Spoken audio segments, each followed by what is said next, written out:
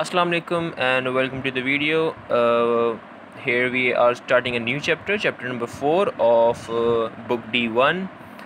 We have solved these questions previously in extra class, all of the questions. So I think it will be very easy for you to solve the questions which we are going to solve. So let's start exercise 4a. Question number 1, it says write down an algebraic expression for each of the following statement. Okay, so a statement is given to us and we have to write an algebraic expression for it. So how will I express this statement? By a simple algebraic expression. So you can see add 5y to the product of a and b. So first of all I have to write the product of, just underline these lines, product of a and b. What does this mean? Product of a and b simply means a is multiplying with b. In algebra we write, when two variables are multiplying, we simply write them like this. So I've written the product of a and b. Now I have to add 5y to it. Add 5y. Simple. This is my answer. Now this was part A. The question has 6 parts, so you will have to do the rest of them by yourself. Let's do another part so you can understand it better. Subtract 4 times the positive square root of z from thrice of x. Thrice means 3 times. 3 times of x would be simply 3x, and 4 times of positive square root of z. Positive square root of z means square root of z, and 4 times of it would be simply 4 square root of z. So I have to subtract this from this. So which value will I write first, 4 root z or 3x? So let's take it simply. If I say I have to subtract 3 from 5, 3 from 5, so I will always write 5 first and I will subtract 3 from it, like this. So my answer would be 2. Okay, so 5, subtract 5 from 3, sorry, subtract 3 from 5. So the number which I said after from comes first. Subtract 3 from 5. So after the number which came after from would come first. So you can see 3x is coming before from. After from 3x is coming, so I will write 3x first and I will subtract 4 square root of z. Simple. This is my answer. Okay, here we have question number 2. It says given x equals to 6 and y equals to minus 4, we have to evaluate the following. Part A is 4x minus 7y. So we just simply have to put these values in the question and we have to find the solution. So I will replace x with 6 and y with 4. So 4, x is here and it's multiplying, so I will put a bracket and then x is equals to 6. Similarly, y is equals to minus 4. It's very easy now. 6 times 4 is 24. Minus minus, because the brackets are multiplying, so I will multiply the signs also. So minus minus plus 7 times 4 is 28. 24 plus 28 is 52. This is my answer. Now let's solve a little complex part. It is part D. You can see here this is fairly complex, so let's start solving. It's not that hard. So you can see there's a value in fraction here and we have 2 values on the either sides. So what we used to do previously is first we simplify this expression and at the end we will simply put the values. So let's start solving. You can see it is a fraction given here. So to solve it further, it would be very convenient for me to take the LCM first. So you can see 3x plus x upon y minus y square. So you can see y, I have to multiply y with 3x and y with y square, then y would be easily in the denominator of all of them. So 3 times 3x into y would be 3xy plus x would be as it is because it already has y in its denominator, and minus y times y square would be y cube because the base is same, the powers will add 2, and this y has the power 1, so 1 plus 2 would be 3 divided by y. Now I can simply put the values. 3 times x, as we know was 6, y was minus 4, plus x was again 6, minus y cube means minus 4 cube divided by y minus 4.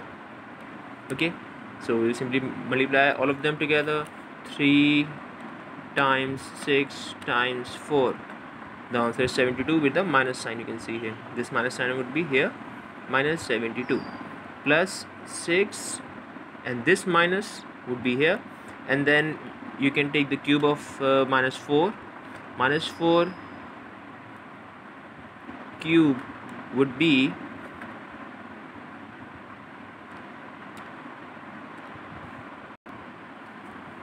64, and this minus sign would still be here because the cube of a negative number is also negative, so this 64 will have a negative sign here, and this negative sign will multiply with this negative sign, it will be positive in the next solution. So minus 72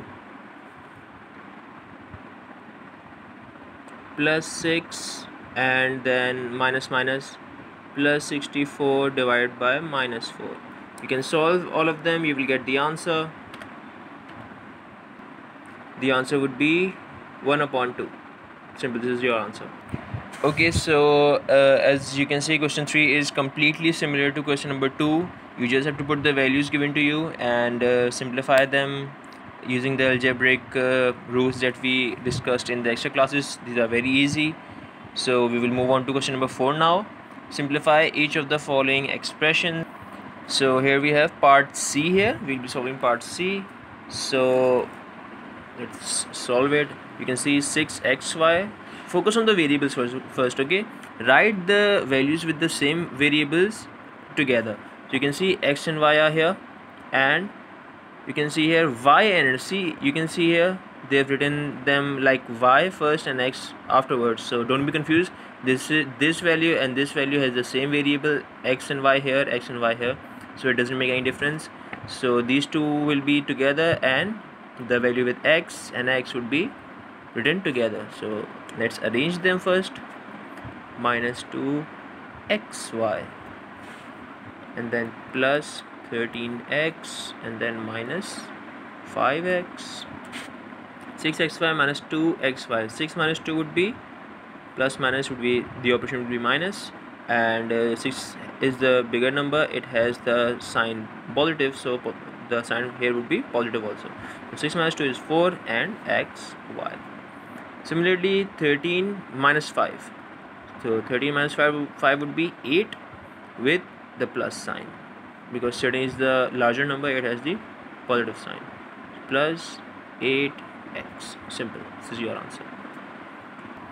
Okay, now here we have question number 5. Find the sum of each of the following expressions. So we have to find the sum.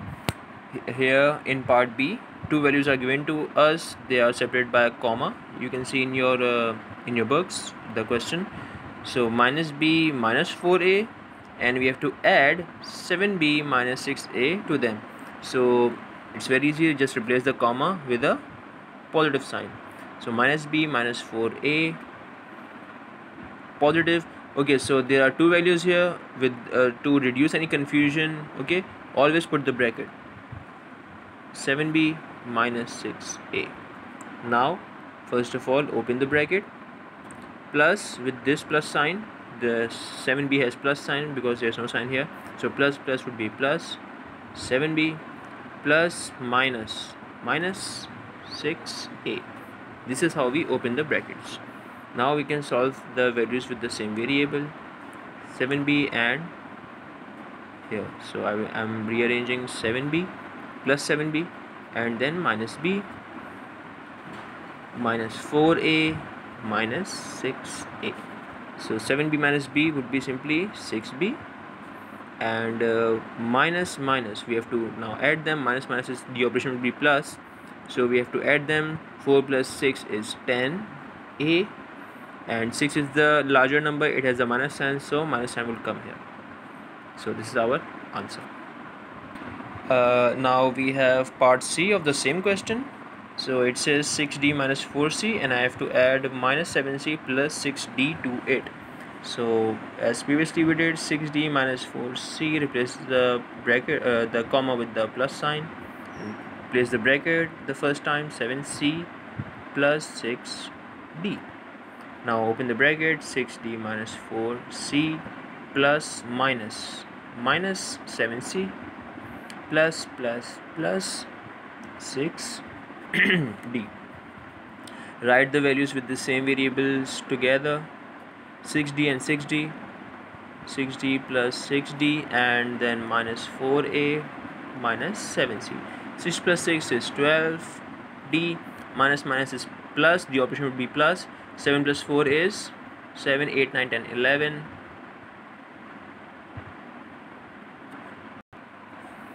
11, and I'm sorry, it's not A here, this is C. Also here it's C here. So minus 4c minus 7c would be 11c, and the 7 is the larger number, it has minus sign, so minus sign will come here. This is our answer. Okay, so here we have question number 6 now. Write down algebraic expression for each of the following statements. It is just like question number 1. So I'm doing part B here. Part A you have to do by yourself, it's very easy. So I'm doing part B. It says the total value of X 20 cents coins and Y $5 notes in cents. So first of all, I have to write an algebraic expression here which will give me the sum, the total value of 20 cents, which is represented by X here, and $5 notes in cents, which are represented by Y. So first of all, I will write the expression here, 20 cents X 20 cents coins. So it will be simply 20X in cents and $5 notes in cents. So here we know that $1 has how many cents? 100 cents. So $5 would have very easily 500 cents. So if I write $5 cents representing with Y, so what will I write here? It would be simply 500, because $5 converted in cents would be 500 cents, and they are represented by Y, so I will simply write a Y here. So it's very easy now. The total value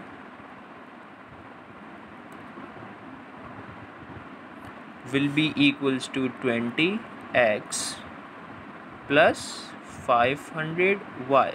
20X for X coins and 500 for Y $5 notes in cents. So this is, because now they both are in cents, so I can write cents here. So this is my answer here.